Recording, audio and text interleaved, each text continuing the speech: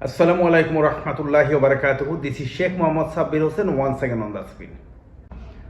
বাংলাদেশের ইতিহাসে সম্ভবত সবচেয়ে জনপ্রিয়তম ওয়াজকারী ডক্টর মিজানুর রহমান আজহারী। বাংলাদেশের সবচেয়ে স্টাইলিস্ট ওয়াজকারী ডক্টর মিজানুর রহমান আজহারী। বাংলাদেশের তরুণ প্রজন্মের উপরে সবচেয়ে প্রভাব বিস্তারকারী ওয়াজকারী ডক্টর মিজানুর রহমান আজহারী। আরও একবার ডক্টর মিজানুর রহমান আজহারী আলোচনায় সমালোচনায়। ডক্টর মিজানুর রহমান আজহারী ইতিপূর্বেও বিভিন্ন সময়ে আলোচনা সমালোচনার শিকার হয়েছিলেন তার বিভিন্ন বিতর্কিত শব্দ চয়নের কারণে, যার মধ্যে রয়েছে উম্মুল মুমিনিন আম্মাজান খাদিজা রাদিয়াল্লাহু আনহুর কুমারিত্ব বোঝাতে ইনট্যাক্ট শব্দ ব্যবহার করা। কেউ কেউ তার এ ধরনের শব্দ প্রয়োগের কারণে তাকে তাকফিরও করেছেন। মিজানুর রহমান আজহারীও তার এ ধরনের শব্দ প্রয়োগের কারণে দুঃখ প্রকাশ করেছিলেন।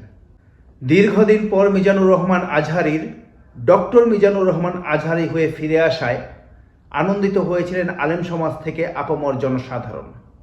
দীর্ঘ সময় পর ফিরে আসা ডক্টর মিজানুর রহমান আজহারী আরও প্রাজ্ঞ, আরও পরিণত, আরও সতর্ক হবেন বলেই সবাই আশা করেছিলেন। কিন্তু দুটো মাহফিল যেতে না যেতেই মিজানুর রহমান আজহারীকে নিয়ে আবার সমালোচনার ঝড়। কাউবয় অর্থ রাখাল, মেষপালক ইংরেজি শেফার্ড। নবীজি সাল্লাল্লাহু আলাইহি ওয়াসাল্লাম মেষ চড়াতেন, তাহলে তার জন্য কাউবয় শব্দ প্রয়োগ কেন? হয়তো আমজনতাকে সহজে বোঝানোর জন্য সহজ শব্দ চয়ন, কিন্তু সহজ শব্দ চয়ন সবসময় সম্মানজনক হয় না।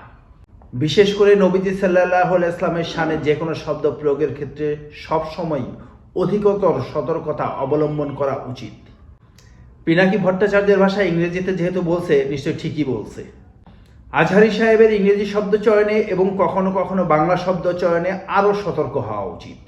পাশাপাশি মুখ দিয়ে বের হয়ে যাওয়া ভুল শব্দ বা ভুল বাক্যের ব্যাপারেও তার অবস্থান ব্যাখ্যা করা উচিত। কারণ বাংলার জনগণ তাকে আল্লাহর জন্য ভালোবাসে।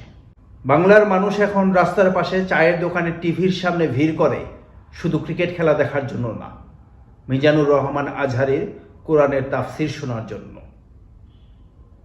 সাথে থাকবেন। আসসালামু আলাইকুম ওয়া রাহমাতুল্লাহি ওয়া বারাকাতুহু।